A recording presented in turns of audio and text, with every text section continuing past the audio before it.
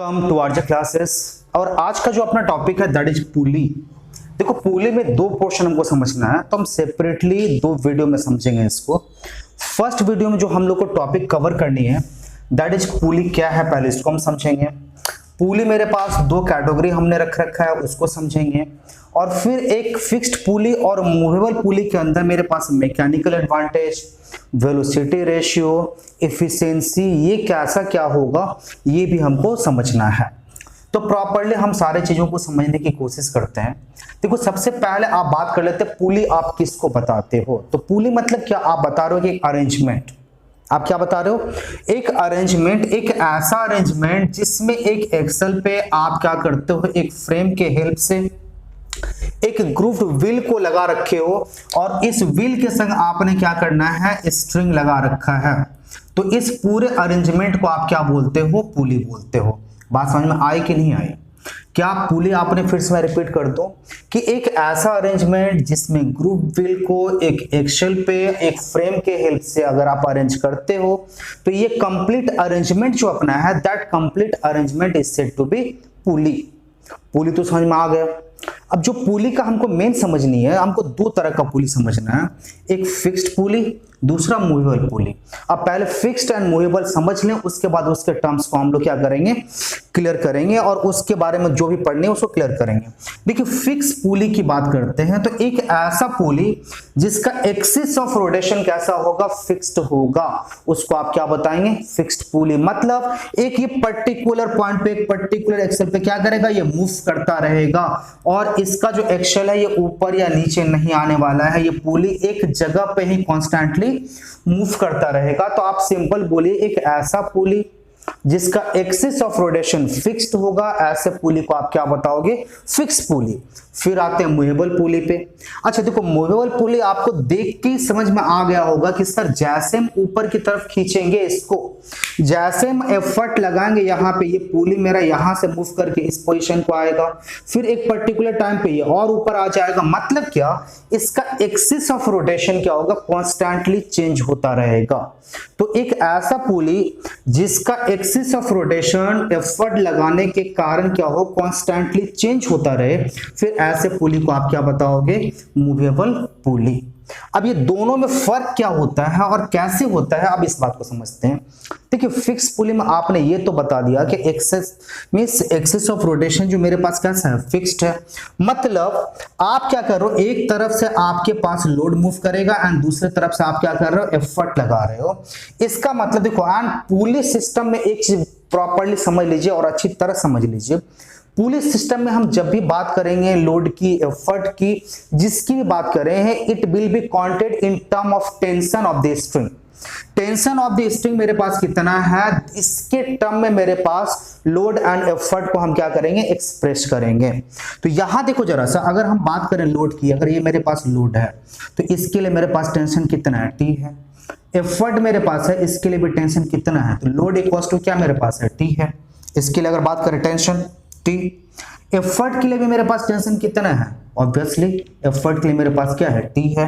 तो इसके अगर हम मैकेनिकल एडवांटेज की अगर हम बात करें, पहले मैं फिक्स पुली की बात कर रहा हूं, हमने बताया कि यहाँ मेरे पास लोड है तो स्ट्रिंग की हेल्प से कैसा है, ये सस्पेंडेड है, लटका हुआ है, तो ऑब्वियसली जो आपके पास स्ट्रिंग है, स्ट्रिंग का क्या हो जाएगा, it will have some tension और उस टेंशन को हम क्या करेंगे, लोड काउंट करेंगे। एंड ऑब्वियसली आप यहाँ एफर्ट लगा रहे हो तो ऑब्वियसली स्ट्रिंग पे क्या आएगा, टेंशन आएगा और उस टेंशन को हम क्या करेंगे, एफर्ट काउंट करेंगे ऑब्वियसली।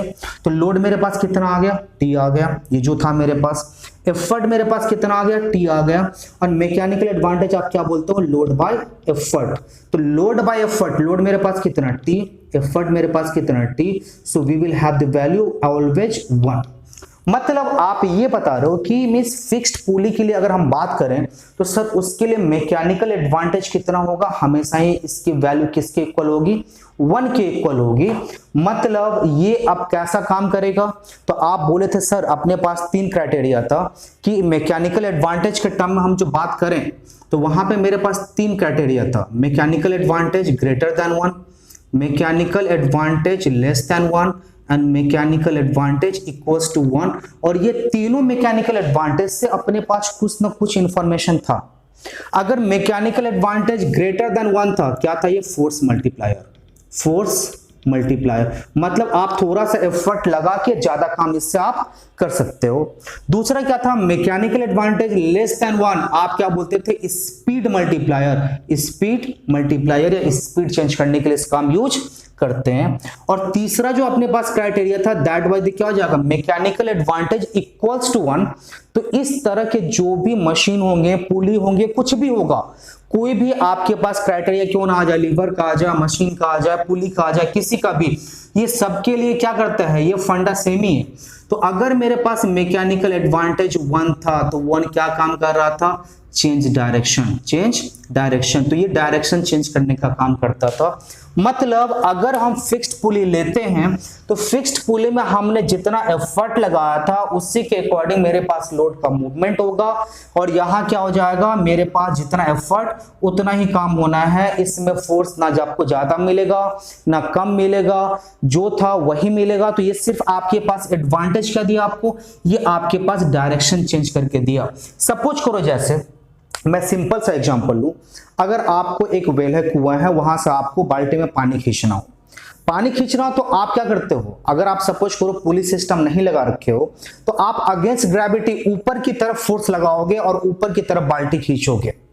अगर आप ऊपर की तरफ बाल्टी खींचोगे तो इट इज अनकन्वीनियंट और वहां खींचना क्या हो जाएगा? थोड़ा टफ हो जाएगा।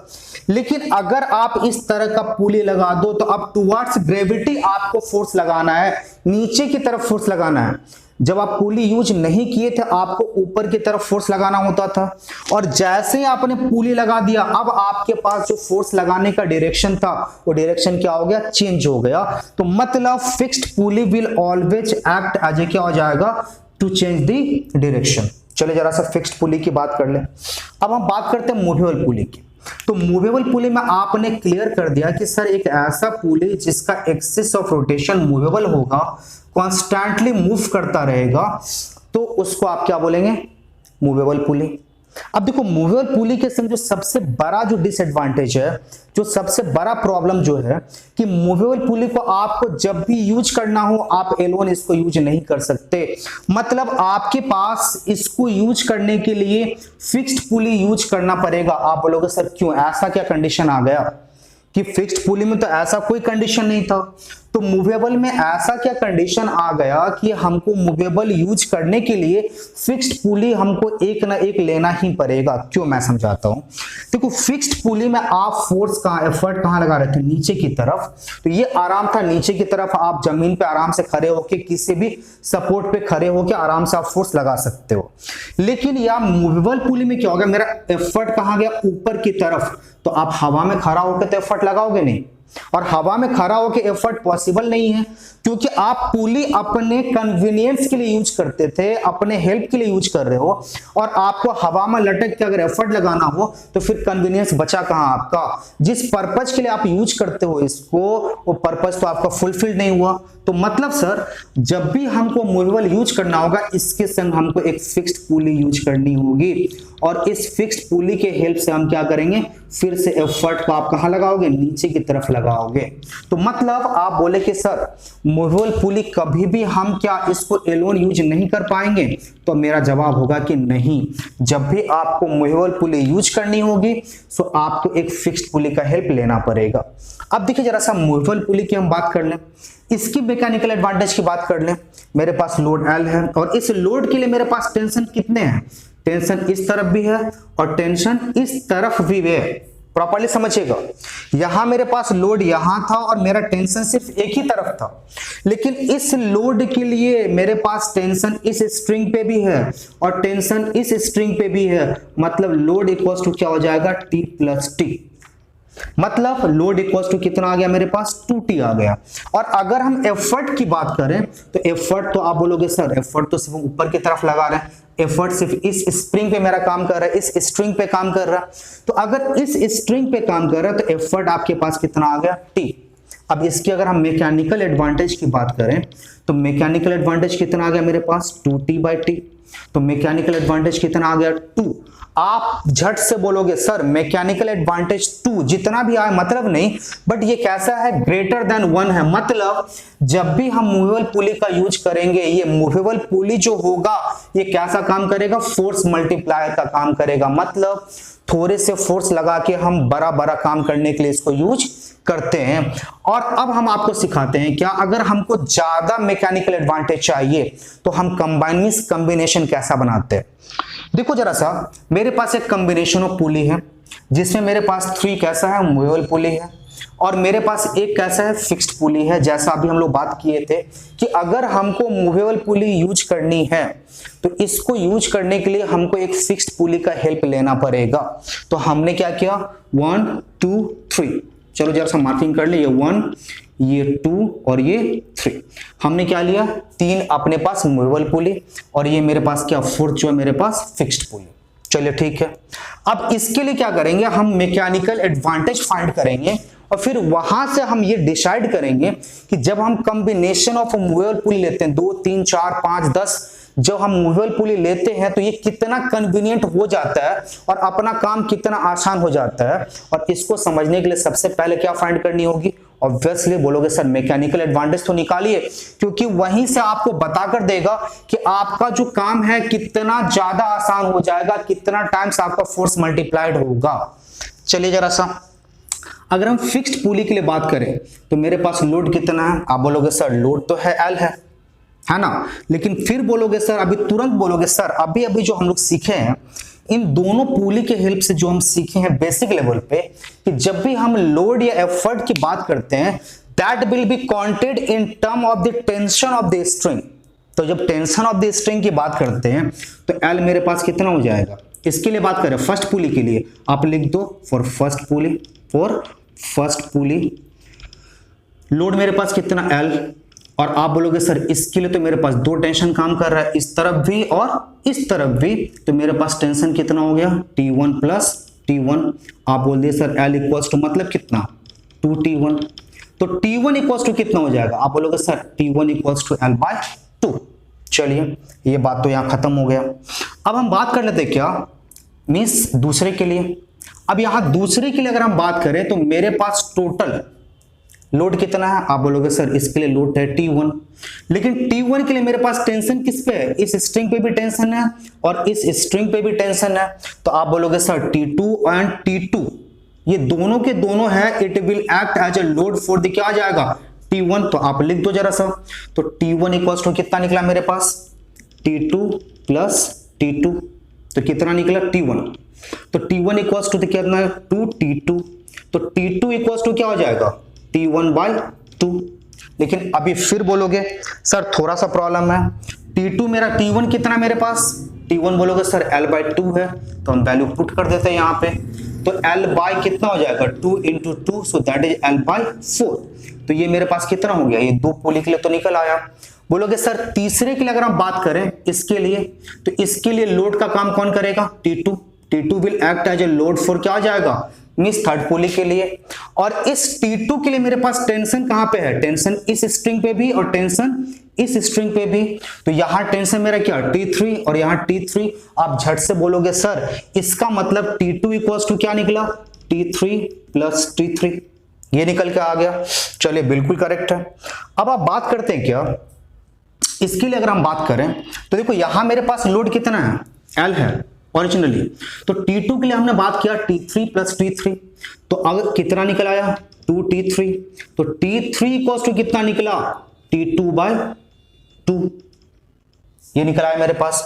अब बोलोगे सर थोड़ा सा रुकिए, अभी आप T2 के लिए बात कर रहे थे, T2 के लिए मेरे पास वैल्यू क्या है L/4, चलिए पुट कर दीजिए यहाँ पे, तो क्या निकल के आ गया L/4 × 2 that is the L/8 निकल के आ गया। अच्छा अब आते क्या फोर्थ पुली के लिए, आप बोलेंगे सर यहां तो मेरे पास फोर्थ पुली जो है दैट इज क्या हो जाए फिक्स्ड पुली, तो यहां तक तो मेरा लोड जितना था वो तो मेरा कैलकुलेट हो चुका है। अब हम बात कर लेते हैं एफर्ट की, तो एफर्ट जो अपने पास है दैट इज कितना है T3।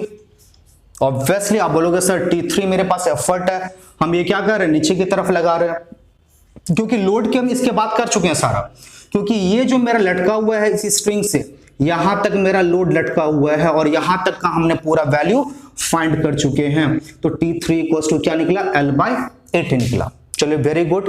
अब हम एफर्ट की बात करें तो बोलोगे सर एफर्ट तो मेरा सिंगल स्ट्रिंग पे लगना है एंड एफर्ट इज T3, तो T3 तो निकल गया, लेकिन अब थोड़ा सा और प्रॉब्लम है। T3 की वैल्यू कितनी मेरे पास, L/8, so effort is L/8। ये तो मेरे पास निकल आया, थोड़ा सा मैं इरेज कर लूं जगह, यहां पे यहां लिखते हैं। अच्छा अब देखो जरा सा, एफर्ट मेरा निकल चुका है L/8। अब बोलोगे सर लोड सर आप ये निकला, ये निकला, ये निकला, ये निकला, लेकिन एग्जैक्ट अगर आप लोड की बात करते हो तो एग्जैक्ट लोड आपने कितना लिया था, आप बोलोगे सर ये हमने L लिया था। तो मैकेनिकल एडवांटेज इक्वल्स टू क्या होता है, मैकेनिकल एडवांटेज, आप बोलते हो sir load by effort, load मेरे पास कितना L, एफर्ट कितना मेरे पास L/8 इक्वल्स टू क्या हो जाएगा, L इंटू 8/L। तो आपके पास वैल्यू कितना निकला 8 का मतलब क्या निकला, आप देखो जरा सा 2⁻3।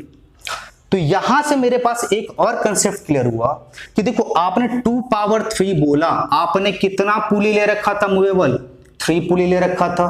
तो मतलब एक मूवेबल पुली को जब हम फिक्स्ड पुली के संग कॉम्बिनेशन में डालेंगे तो कॉम्बिनेशन में डालने पे मेरे पास मैकेनिकल एडवांटेज कितना मिलेगा, that will be equals to क्या हो जाएगा 2⁻n। मतलब अगर आप 3 पुली ले रखे हो तो मैकेनिकल एडवांटेज कितना हो जाएगा 2⁻3।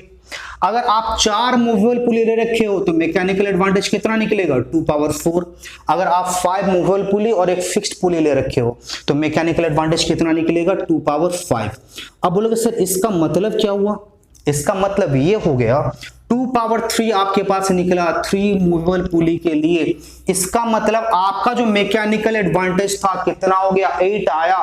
इसका मतलब ये निकलता है कि अगर आप 1000 न्यूटन का फोर्स लगाते हो, 1000 न्यूटन का अगर आप एफर्ट लगाते हो, आपके पास कितने का काम होकर मिलेगा 8000 का। अगर आप और पुली लगा दो 2⁻5 लगा दो तो उसके रिस्पेक्ट में मिलता जाएगा। और इसका सबसे बड़ा एप्लीकेशन कहां होता है, आप देखे होगे, अभी तो चलो बड़ा बड़ा क्रेन आ गया है, इनिशियली जब कंस्ट्रक्शन का काम होता था वहां पे बड़े बड़े जब आयरन के रॉड या बड़े बड़े हैवी ऑब्जेक्ट को जब ऊपर की तरफ मूव कराना होता था तो किसी आदमी के लिए पॉसिबल नहीं था उसको ढो के ले जाओ ऊपर तक। तो वहां क्या होता था, इस तरह के कॉम्बिनेशन ऑफ पुली लगा देते थे, 10 12 15 20 25 पुली लगा दिए और 100 केजी का 200 केजी का रॉड या लोहे का पिलर जो है बांध दिए उसके संग, और ऊपर खड़ा होकर आराम से एक आदमी उसको क्या कर रहा है, एक एफर्ट यहाँ पे लगाया जा रहा है, वो आराम से चेन खींचे जा रहा है और ये स्लोली, हाँ बहुत रैपिड वे में नहीं होता बट ये स्लोली वो 100 150 200 केजी का ऑब्जेक्ट जो है ऊपर की तरफ मूव कर रहा है। और भी देखो कभी कभी जो पुराना गैरेज, अगर मिस गैरेज आपको कहीं दिखेगा वहां भी आपको दिखेगा, तो देखो वहां जो मशीन होता है, गाड़ी का जो मशीन मेन मशीन होता है, उसको लिफ्ट करना इतना आसान नहीं होता, 1-2 आदमी मिलकर लिफ्ट नहीं कर सकता। तो वो लोग क्या करते हैं, इस तरह का combination of movable and fixed pulley का एक कॉम्बिनेशन यूज करते हैं, उनके पास सेटअप होता है, जिससे क्या होता है अब एक छोटा सा बच्चा भी अगर चेन पकड़ के खींचते रहे तो आराम से क्या करता है वो बड़ा सा काम कंप्लीट कर लेता है।